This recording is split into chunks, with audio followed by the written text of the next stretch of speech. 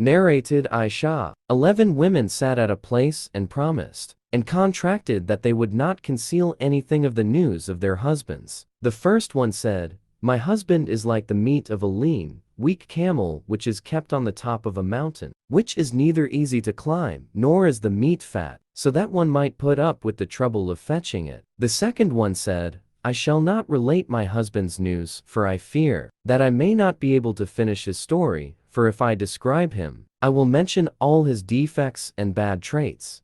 The third one said, "My husband is a tall man. If I describe him and he hears of that, he will divorce me, and if I keep quiet, he will neither divorce me nor treat me as a wife." The fourth one said, "My husband is a moderate person, like the night of Tihama, which is neither hot nor cold. I am neither afraid of him, nor am I discontented with him."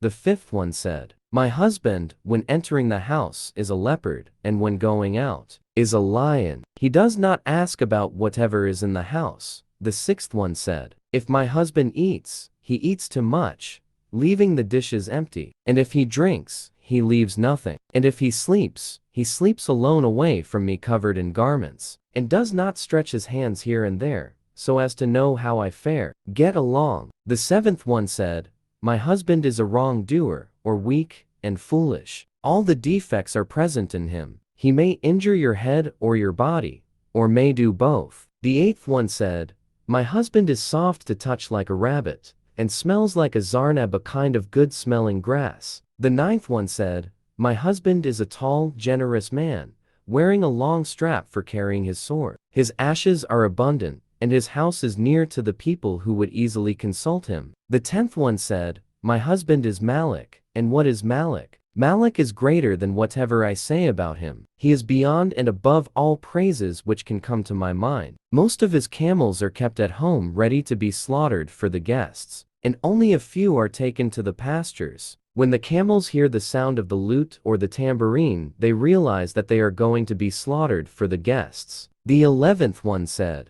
"My husband is Abu Zar." And what is Abu Zar?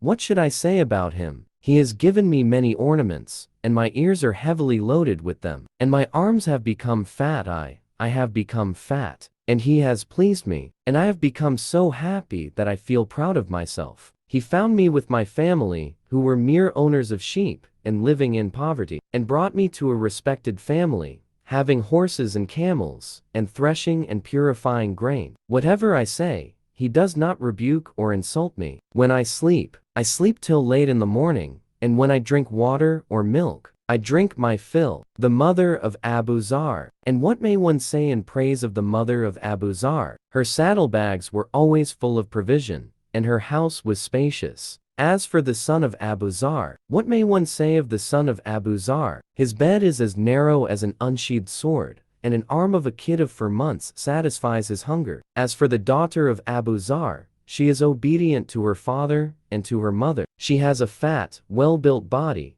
and that arouses the jealousy of her husband's other wife. As for the maid-slave girl of Abu Zar, what may one say of the maid-slave girl of Abu Zar? She does not uncover our secrets, but keeps them, and does not waste our provisions, and does not leave the rubbish scattered everywhere in our house." The 11th lady added, "One day, it so happened that Abu Zar went out at the time when the milk was being milked from the animals, and he saw a woman who had 2 sons, like 2 leopards, playing with her 2 breasts. On seeing her, he divorced me and married her. Thereafter I married a noble man who used to ride a fast, tireless horse, and keep a spear in his hand. He gave me many things, and also a pair of every kind of livestock, and said, 'Eat of this, O Zar, and give provision to your relatives.'" She added, "Yet, all those things which my second husband gave me could not fill the smallest utensil of Abu Zar's." Aisha then said, "Allah's Apostle, peace be upon him, said to me, 'I am to you as Abu Zar was to his wife, Zar.'"